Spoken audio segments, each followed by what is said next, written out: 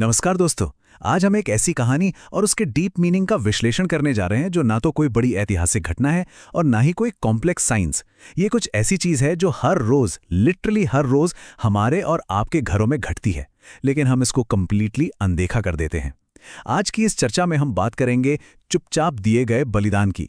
ये एक ऐसी कहानी है जो आपको अपने आसपास के सबसे खास लोगों को एक बिल्कुल नए और बहुत ही गहरे नजरिए से देखने पर मजबूर कर देगी। तो चलिए बिना किसी देरी के इस सफर की शुरुआत करते हैं।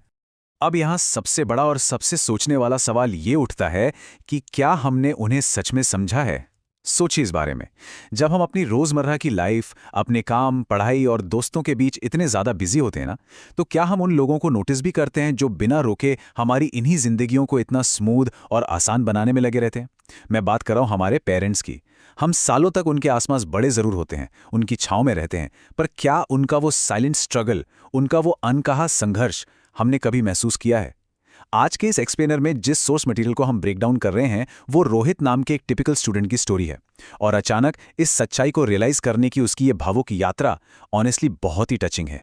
Okay, let's dive into this. तो देखिए, एक ही घर के अंदर ना दो बिल्कुल अलग अलग दुनिया चल रही होती हैं।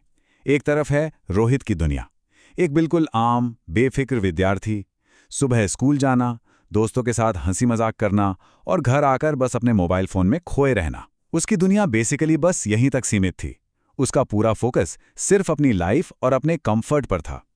वहीं दूसरी तरफ देखिए उसके पेरेंट्स की दुनिया। माँ सुबह सबसे पहले उठती हैं, बिना रुके थकान भरा काम करती हैं, और पापा रोजाना चुपचाप अपनी ड्यूटी पर निकल जाते हैं। ये दोनों दुनिया एक ही छत के नीचे स्मूथली चल रही हैं, राइट? फिर भी रोहित को इस दूसरी दुनिया का कोई अंदाजा ही नहीं था। उसने इन बातों को कभी सीरियसली नोटिस ही नहीं किया। लेकिन फिर उसकी रूटीन लाइफ में एक स्कूल असाइनमेंट की वजह से एक बड़ा ट्विस्ट आता है। टीचर ने एक बहुत ही सिंपल सा टास्क दिया, अपने माता पिता के बलिदानों के बारे में लिखिए। अब शुरू में तो रोहित ने सोचा कि इसमें नया क्या है, सबके पेरेंट्स एक जैसे ही तो होते हैं, ये तो उनका काम ही है ना? पर जब वो एक्चुअली पेपर और पेन लेके लिखने बैठा तो उसका दिमाग बिल्कुल ब्लैंक हो गया। उसके पास शब्द ही नहीं थे। यह सिंपल सा होमवर्क उसकी अनजान और बेफिक्र जिंदगी में एक सडन ब्रेक की तरह साबित हुआ। इस एक सवाल ने उसको मजबूर कर दिया कि वो सिर्फ अपने आसपास देखे नहीं, बल्कि पहली बार रुककर ध्यान से अपने पेरेंट्स को ऑब्जर्व करे। एंड दिस ब्रिलियंटली इलस्ट्रेट्स जो उसने अगले दिन सच में देखा। रोहित जानबूझकर सुबह जल्दी उठ गया और जो चित्र उसके सामने था उसने उसकी आंखें खोलकर रख दी। सुबह के 5 बजे माँ पहले से ही जाग रही थी। चूल्हे की गर्मी से उनके हाथ जल रहे थे, फिर भी चेहरे पर बिना किसी शिकायत के वो खाना बना रही थी। फिर सुबह जब पापा काम पर निकले तो उनके चेहरे पर एक गहरी थकान थी, पर फिर भी रोहित की तरफ देखकर उन्होंने एक बहुत ही प्यारी सी स्माइल दी। दोपहर को स्कूल से लौटते वक्त उसने ध्यान से नोटिस किया कि पापा एक बहुत पुरानी बाइक पर आए थे, बिना किसी नए इक्विपमेंट के, कपड़े पुराने थे।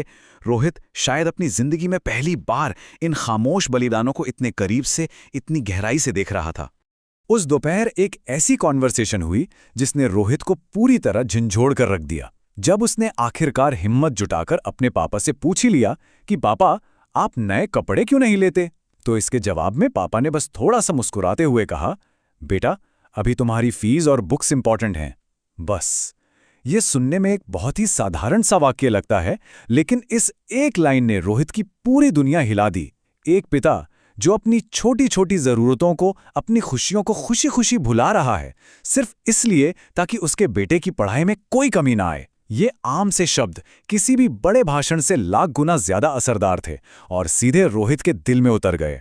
अब ध्यान दीजिए, what's really interesting about this slide वो ये है कि रात के अंधेरे में अकेले बैठकर जो पछतावा रोहित को हुआ वो बहुत ही यूनिवर्सल है। हम सब इससे रिलेट कर सकते हैं। उसको अपनी सारी गलतियां याद आने लगी, कैसे उसने बिना सोचे समझे बस जिद करके नए शूज की मांग की थी, बिना ये सोचे कि उसके पापा को कितनी एक्स्ट्रा मेहनत करनी पड़ेगी। कैसे वो छोटी छोटी बातों पर गुस्से में आकर अपनी माँ से बात नहीं करता था, वही माँ जो उसके लिए जलते हाथों से सब कुछ करती हैं। और सबसे चुभने वाली बात, उसने इन सब के लिए उन्हें कभी एक छोटा सा थैंक यू तक नहीं बोला था।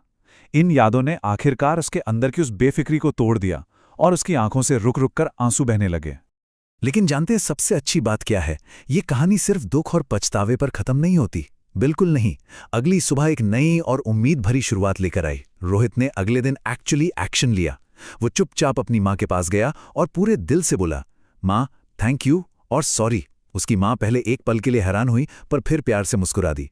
उसके बाद वो अपने पापा के पास गया, बहुत सम्मान से उनके पैर छुए और एक बड़ा वादा किया, पापा मैं आपको प्राउड फील करवाऊंगा। और इसके बाद जो हुआ ना, वो और भी खूबसूरत था।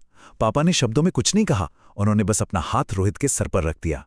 दरअसल वो एक हाथ का स्पर्श, वो आशीर्वाद रोहित के लिए पूरी दुनिया का सबसे बड़ा रिवॉर्ड था। और आखिर में उस दिन रोहित ने अपना वो रुका हुआ ऐसे फाइनली पूरा किया। लेकिन फ्रैंकली स्पीकिंग, इस बार वो ऐसे सिर्फ एक ऑर्डिनरी होमवर्क नहीं था। इस बार उसने उस पेपर पर शब्द नहीं लिखे थे, बल्कि अपना पूरा दिल खोलकर रख दिया था। एक छोटी सी स्कूल एक्टिविटी ने एक स्टूडेंट को जीवन का सबसे बड़ा, सबसे प्रोफाउंड पाथ पढ़ा दिया था। एक ऐसा पाठ जो उसे दुनिया की कोई भी किताब नहीं सिखा सकती थी। ये रियलाइजेशन, ये बदलाव बिल्कुल असली और बहुत गहरा था। अगर हम इस चर्चा को समराइज करें, तो ये कहानी हमें दो अलग अलग तरह के रिग्रेट्स यानी पछतावों का आईना दिखाती है।